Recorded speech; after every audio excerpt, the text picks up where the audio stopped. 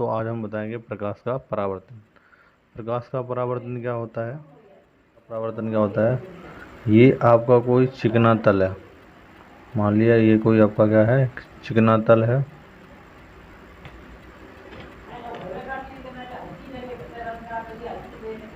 आपका कोई चिकना तल है, ठीक।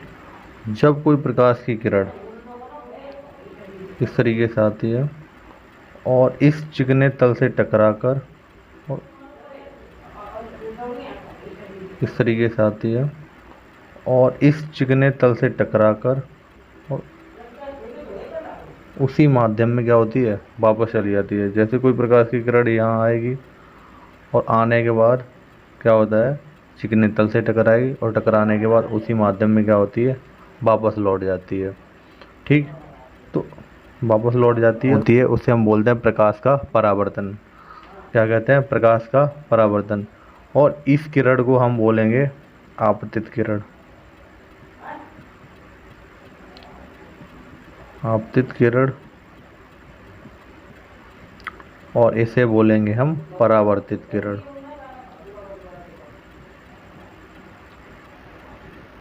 ठीक। ये हो गया आपका परावर्तित किरण, ठीक। ये हो गया हमारा परावर्तित किरण। अब वो क्या होता है, अब इसके क्या होता है, परावर्तन के नियम क्या होते हैं, इसके लिए हम आपको बताएंगे। एक हमने क्या डाल लेते हैं, अभिलंब। ये डाल लिया हमने अभिलंब। ये हमारा क्या है, अभिलंब है।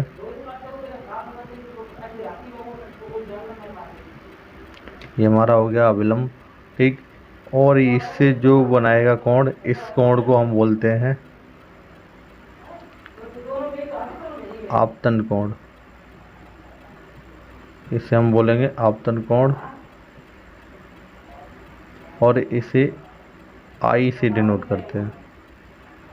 और ये होता है हमारा आर। क्या होता है? आर।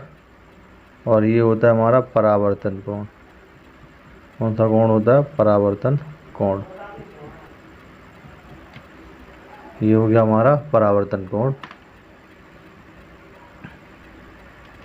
ठीक है। अब इसके नियम क्या होते हैं, परावर्तन के नियम क्या होते हैं? परावर्तन के नियम, परावर्तन के नियम क्या होते हैं? नंबर फर्स्ट पॉइंट आता है आपका कि ये आपकी आपतित किरण दिख रही है। आपतित किरण, आपतित किरण। और ये आपका क्या है, अभिलंब।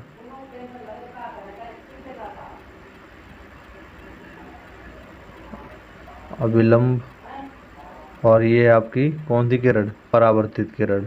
ये आपकी बताई मैंने कौन सी किरण है, परावर्तित किरण। हम लिखेंगे यहाँ परावर्तित किरण।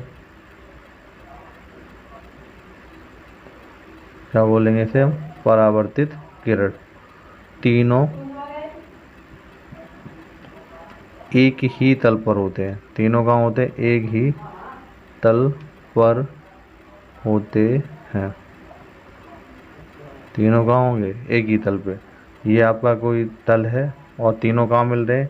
ये आपका आपतित किरण है, अभिलंब है और परावर्तित किरण है। तीनों कहाँ पे मिलते हैं? ये एक ही तल है। इसे मान लेते हैं हमारा कोई तल P है। इस रेखा को हम A मानेंगे, इसे हम B, इसे हम P मानेंगे और ये हमारा B हो जाएगा, ठीक। तो तीनों कहाँ मिल रहे हैं हमें?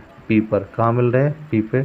दूसरा पॉइंट है आपका, दूसरा पॉइंट क्या है कि आपका आपतन कोण,